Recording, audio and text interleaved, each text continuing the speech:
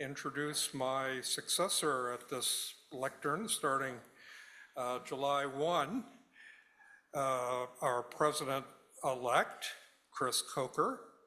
Chris has been a member of Boulder Rotary Club since 2010. His sponsor was Sam Pottinger. Thank you, Sam.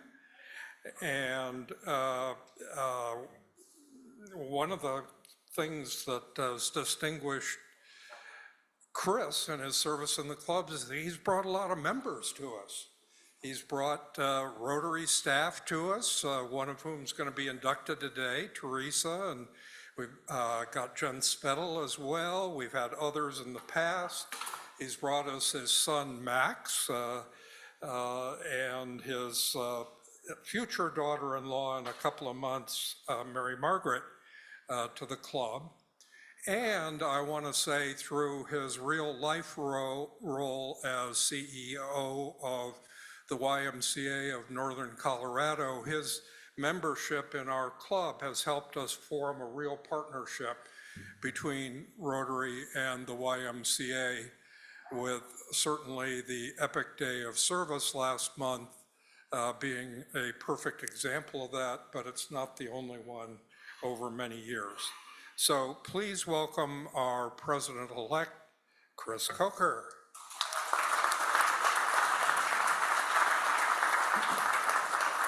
Thank you. Thank you very much. When you're sitting there and the camera shows the back of your head, which you never get to see, and I see how little hair I have, that was very disturbing. So please, let's watch that in the future. Just go anywhere else but right here. Epic Day of Service. Some of you have written me that, hey, there's some tools that you left behind. They'll be at the Arapahoe, the Lafayette Y on Monday, and we're going to do another work day on the 29th and 30th if any of you have recovered yet. The other thing I wanted to point out is a really great member of the Rotary is Michael Weatherwax, and you do the match every year, and so I've put on the tables for everyone. I asked Deborah to put on the tables the form for the match, because sometimes when we say, hey, go to the website, do this, do that, it's a little obstacle, but it's right there on the table. Get your credit cards out, take advantage of Michael. You know, he can't take it with him, use his money now. Thank you, Michael, again for that. I got mine right here, buddy. I'll bring it over to you. Right. Credit cards and checks accepted. No Bitcoin yet. So if we could start my slideshow. Oh, no? It's all right. We'll hang out. How's lunch? Let me tell you a little bit about what I think this upcoming year is going to look like.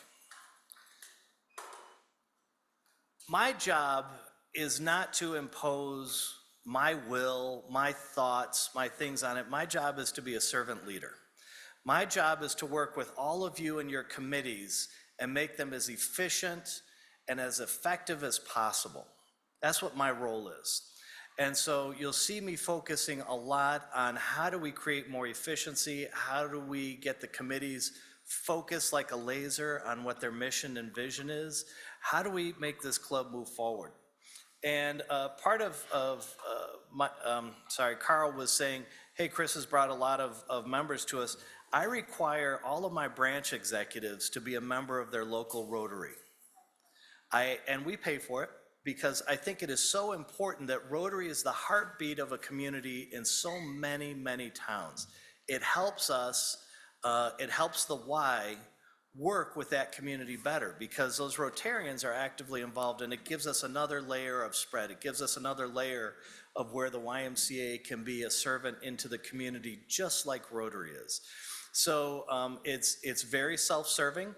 I appreciate the fact that Carl said, hey, this is great. It's for the betterment of the YMCA as well that we do that. Also, while we're waiting for the slideshow to come up, do we have the new banner? No? Jeez. The reason we don't have it is I didn't ask her beforehand, so that's not Vanessa's fault, that's me. She's like, there's a key, there's a place, it's somewhere. You guys want to go get coffee and cookies? Back there, they're pretty good cookies. So I'm just gonna go a cappella without the slides. When the banner comes out here, you're gonna see it says the Magic of Rotary. And so the question I ask for you, magicians are called illusionists, right? They're called illusionists because they create that illusion. Like it's sleight of hand. The cards are hidden here, there, the little balls or the little red balls that are squished down in their hands. Things like that, the simplistic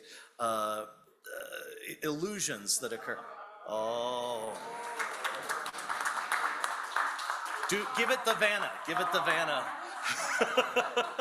So the magic of Rotary. So I have to ask you, it's not an illusion what Rotary does. It's not magic, it's pure hard work. It's volunteerism. It's all of you being in committees and seeing a need in the community or the world that you can positively affect. We can call it magic if we want, and that's fine. It's a great tagline for us. But the reality is, for me, my job is to help you work. So you got to come to me and you got to tell me. You say, this is what our committee needs. This is what the changes we need. This is what I need from you to help this year go as well as it can. Brad and myself and some other people are meeting afterwards to talk about the budget, for example. The budget's off kilter. Normally I would have one by now. Don't have it yet because there's a couple of things that I need to understand. It doesn't really matter. We're not going to be doing a whole bunch of spending till we get it under control anyway. So it's that. It's not doing things for the sake of doing them in the order that something says. It's having logic behind it and what is effective and what works for all of you. I tell staff every time we have a new staff member, this YMCA, our YMCA, is 150 years old. It started with like 300 dudes up in the mountains singing hymnals. It's changed. They were miners up there, and the mine would cave in on them, and so they had a very strong spiritual belief, like, oh God, protect us, and if we sing songs, it'll be okay. But the why has changed and adapted. Rotary changes and adapts. We're 100 plus years old, right? So the things that we've been doing forever may or may not make sense. That's up to all of us to decide, not just up to me. It's for me to execute. So, okay. Slide 3. Slide 3, a little bit about me. Dude, it's okay, we're cool. Slide 3, a little bit about me.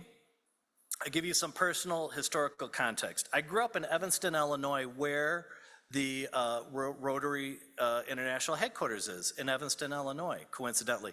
And in fact, little known, oh, hold on, let's go back to the beginning, because these are some good slides. You have made a terrible mistake. And I have the guy from The Exorcist right there, just in case you feel a need. If I see him sitting at the front anytime this year, I'll know there's a revolution coming. And then the next slide. The magic of Rotary. There we go. That was the big reveal. That was going to be the big reveal. It's ruined. Thanks, Vanessa. I didn't tell her. It's okay. So next, little history about me. I grew up in Evanston, Illinois, where the Rotary International headquarters is. And one of my jobs in high school, they changed out all the furniture at the Rotary headquarters, and the neighbor was the vendor for that. So I went to Rotary and disassembled, I swear to God, 10,000 cubicles and hauled them to a truck to get thrown out. So that was my first experience with Rotary, was a sweaty, horrible job. I've been married to my wife, Susan, for 34 years on June 16th. We met in college. She had a massive crush on me, you guys. It was ridiculous. And in fact, she asked me to marry her. I didn't ask her. When we got engaged, I wanted to do it someplace where it wouldn't ever be torn down, like a restaurant that closes. So it was on the back steps of the Field Museum. There's big lions there, and we did it. And I took out the ring, and normally I have no loss of words, but I just opened it up and nothing came out. And so she goes, "Are you asking me to marry you?" And so I took that as her asking me, and that's what I tell everyone. Have 3 kids. You guys know Max and Mary Margaret. We're adding her to the head count. My daughter has a boyfriend named Daniel. They're moving in this month today. I don't know how I feel about that. So jury's out on him. I will keep you apprised throughout the year. I was a police officer in Chicagoland for many years before I went to the YMCA. I was a terrible policeman, horrible. I thought everybody was innocent. We get a call, we're getting killed on daytime burglaries in an area, and so I drive my squad car over because we get a silent alarm, and I drive past the house, and I U-turn, and the door is open, and I see this kid walking his bike, and I cut him off with the squad car. And I jump out, and I can be like, my intent was, who ran out of that house, and which way did they go? And as I'm talking to him, the detectives tackle him. They race up in their car. They tackle him to the ground. I am not exaggerating when jewelry flew out of his pockets. And they're like, way to go, Coker. You got him. And I got a department commendation for that. And I had to tell my sergeant, I was like, Sergeant, I was just asking him where the guy went. And he's like, you're an idiot. And so they sent me to drug schools to work undercover narcotics. They said, even you will know if somebody sells you drugs that they're guilty. So I spent the next several years doing undercover narcotics, and I had to have, my friend Brian worked at Home Depot. He had to teach me how to drive a forklift because I bought so much marijuana one time that I needed a forklift, and I had to pretend like I knew how to use it. So I was pretty good at buying drugs, apparently.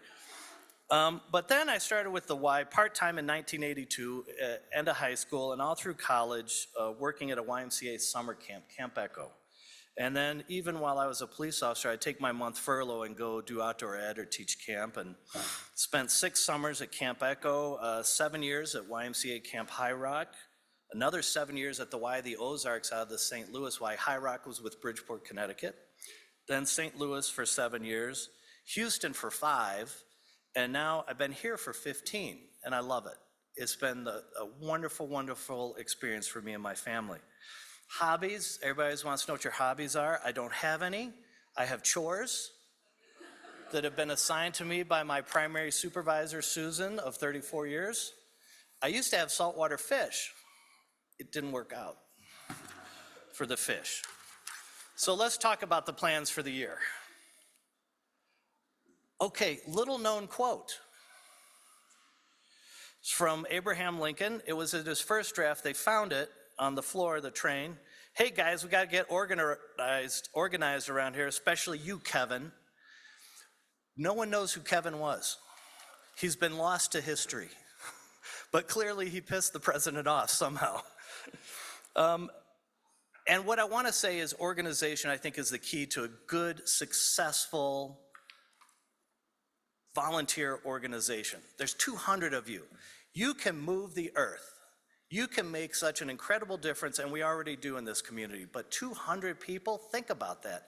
It's hard to get 200 people to agree on anything, but we all agree that we're here to do good work.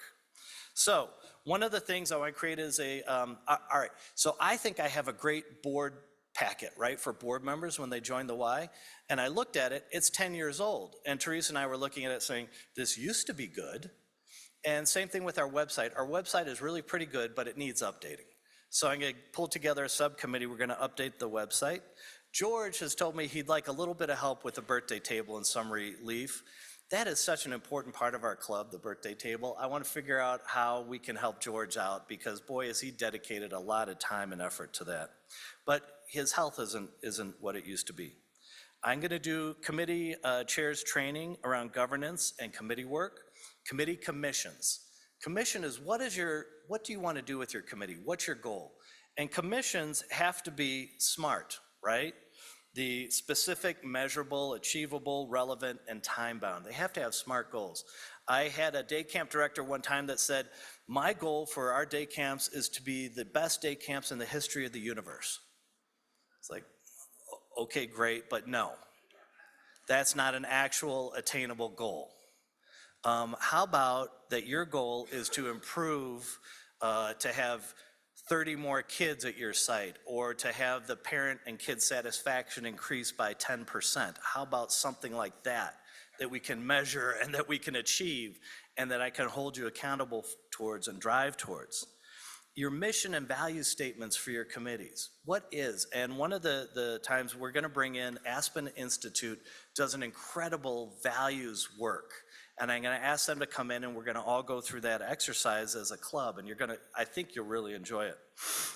Meeting dates and times published the whole year ahead of time so that people can protect their calendars, because that's the hardest thing sometimes, is to do that. Minutes from meetings for the website.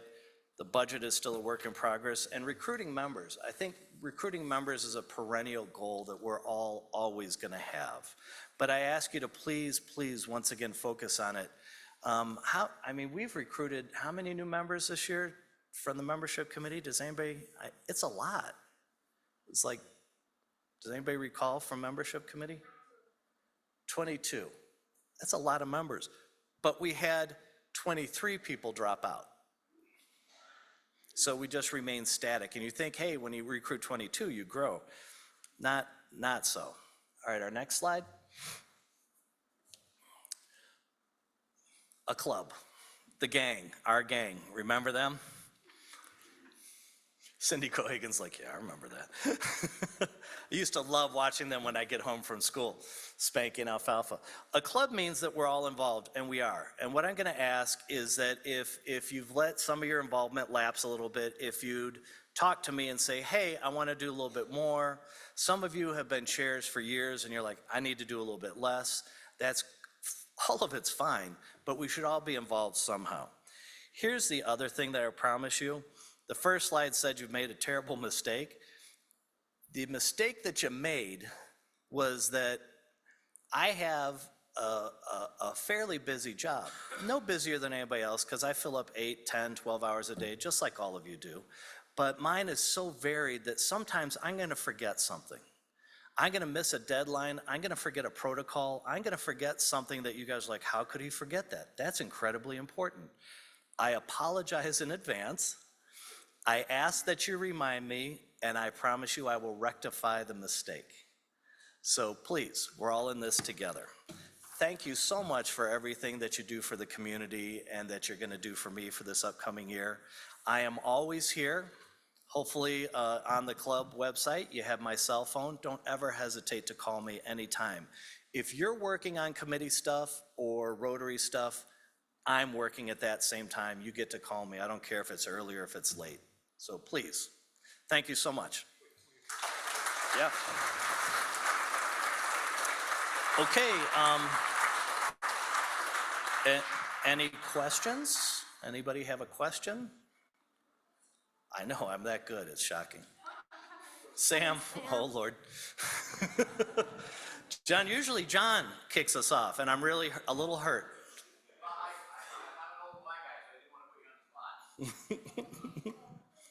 Chris, I remember when we had breakfast before you joined, that you said you were involved in Rotary as a young person. Mm-hmm. Tell us a bit about that. Rotaract in Evanston.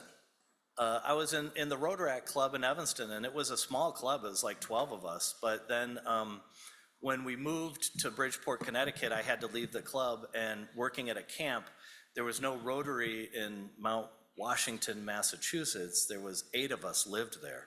So it would have been a really small Rotaract club. This isn't exactly a question, but I propose in honor of the new performer here, we give Vanessa the nickname Vanna. She's doing great.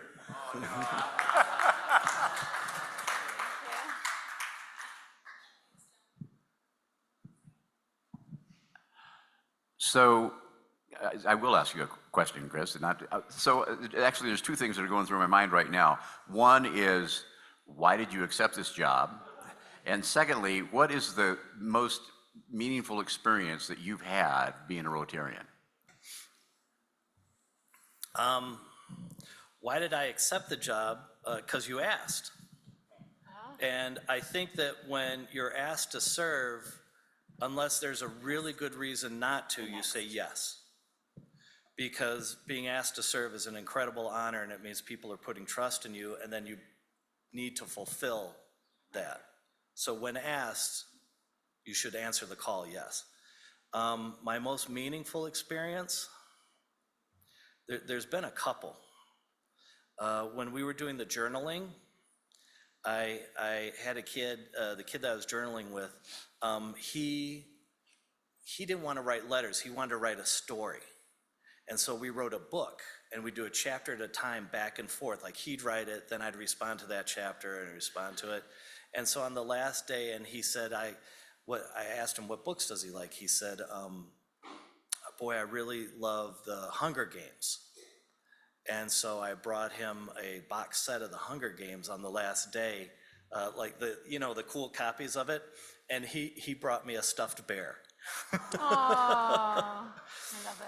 And that was probably, I'm not sure that family could afford that, right? So it was meaningful.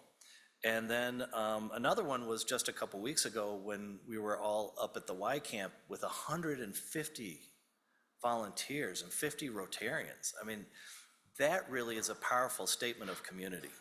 When I see something like that, all the work that was done, all the volunteerism, that amazes me. Because people say that volunteerism is dead. I don't believe that. I believe that volunteerism is not dead, that what it is we aren't asking. We aren't asking enough.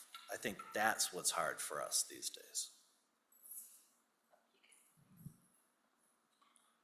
Well, we're certainly happy to have you as our president, so thank you. My question, two of them, I was wondering how, people get interested in Rotary usually because some member of their family was engaged in Rotary. I got interested because Gary Kahn, and I don't need to say any more about that. But how did you first get interested in Rotary? And my second question is, you're an excellent executive director of the Y, a lot of demands on your time. Are you going to clone yourself to be president of our club or be even more efficient than you have been? What's your response? No, I'm going to forget stuff. I'm going to do the best I can. No, I think what it is, it's carving out time. And Teresa just leaned over to somebody else and said, he's going to make me do stuff. I can read your lips from here. So there's a little bit of that partnership with my admin and the staff that are also there.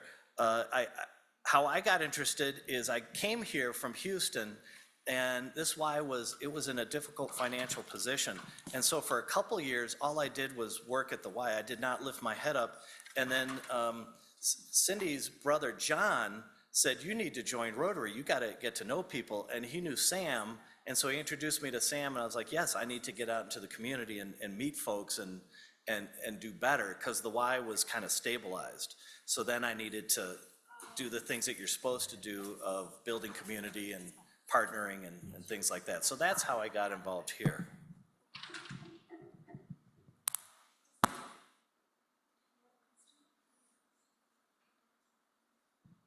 Do we have any questions online on Zoom? Let's wait and see. All right, please fill out your forms, give them to Michael.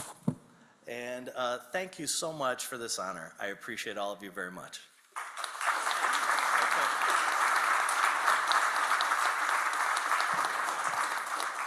Chris, thank you very much for speaking us today. It is an honor to be the person responding to Chris, because this is the last time that we can have the last word for him for the next year. So, yeah, so again, Chris, I wanted to thank you so much for saying yes. We jokingly, or not so jokingly, have a family motto in our family of go with the flow. You presented that very well without slides. Well done. Very, very, very nice. We look forward to hearing and having your guidance and your enthusiasm and your fun and your wisdom throughout the year. We're also looking forward to, as far as having any of the past presidents who are there, we're all behind you to have this being a great year. In your honor, we are going to be contributing 100 doses of vaccine to the Polio Plus Fund.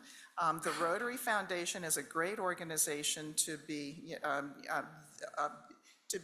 contributing to. And first, I have this certificate to give to you. And then secondly, Chris, as being a great leader, having to do with filling out his form that he's going to be giving it to Michael Weatherwax, he has also reached his Paul Harris Fellow number 2 and 3, And Chris, I have 2 pins to be presenting to you today, so thank you very much.